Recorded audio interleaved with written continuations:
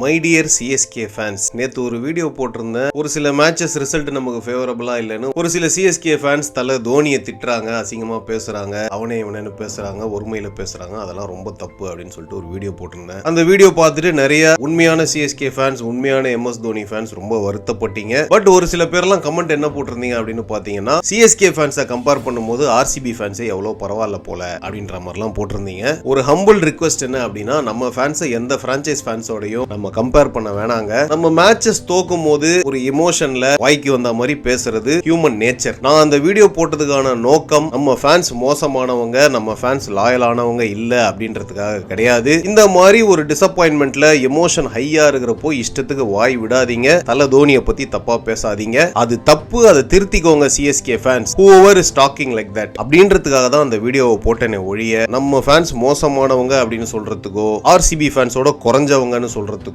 நம்ம ஃபேன்ஸை விட்டு கொடுத்து பேசவோ கிடையாதுங்க. ஆர்சிபி ஃபேன்ஸும் இதே மாதிரி ஸ்டேடியத்துக்கு வெளியே ஆர்சிபி ஜெர்சி போட்டுக்கிட்டு அவங்களுக்கு ரிசல்ட் ஃபேவரபிளா இல்லாதப்போ விராட் கோலி என்னைக்கு இந்த டீமை விட்டு போறாரோ அன்னைக்கு தான் நம்ம கப் அடிப்போம்னு சொன்ன வீடியோ நான் பார்த்திருக்கேன். தினேஷ் கார்த்திக் ஒரு இன்டர்வியூல RCB fans are very passionate, பயங்கரமா சப்போர்ட் பண்ணுவாங்க, பட் இன்ஸ்டாகிராம்ல இன்பாக்ஸ்ல வந்து என் குடும்பத்தையே அசிங்கமா பேசுவாங்க அப்படின்னு அவர் பேசின இன்டர்வியூ நான் பார்த்திருக்கேன். சோ லாயல் ஃபேன்ஸும் சரி, டாக்ஸிக் ஃபேன்ஸும் சரி, எல்லா பிரான்சைஸ்லயும் இருப்பாங்க. அதனால நம்ம பிரான்சைஸ் ஃபேன்ஸை யாரு கூடயும் கம்பேர் பண்ணி அவ்வளோ ஈஸியா விட்டு கொடுத்துற வேணாம் அப்படின்றது தான் என்னோட ஹம்பிள் ரிக்வெஸ்ட். நம்ம பசங்க மேட்ச்ல ஃபைட் பண்ண மாட்டாங்க அப்படின்னு சொல்லிட்டு நம்மளும் அவ்வளவு வருத்தப்பட்டுக்கிட்டு இருக்கோம். நீங்க இந்த மாதிரி ஒரு சில சிஎஸ்கே ஃபேன்ஸ் பேசுறதுக்காக நம்ம ஒட்டுமொத்த ஃபேன்ஸையும் அவ்வளோ ஈஸியா விட்டு கொடுத்துட்டா எப்படி சொல்லுங்க? நம்மளும் நம்ம ஃபேன்ஸுக்காக ஃபைட் பண்ணுங்க. சிஎஸ்கே ஃபேன்ஸ் யாரெல்லாம் அந்த மாதிரி வாய் விடுறாங்களோ அவங்க திருத்திக்கணுமே ஒழிய நம்ம பிரான்சைஸ் ஃபேன்ஸை எங்கேயும் விட்டு கொடுக்க வேணாம். ஆர்சிபி ஃபேன்ஸா இருந்தாலும் சரி, சிஎஸ்கே ஃபேன்ஸா இருந்தாலும் சரி, எந்த பிரான்சைஸ் ஃபேன்ஸா இருந்தாலும் சரி, யாருக்கும் சலச்சவன் யாரும் கிடையாது.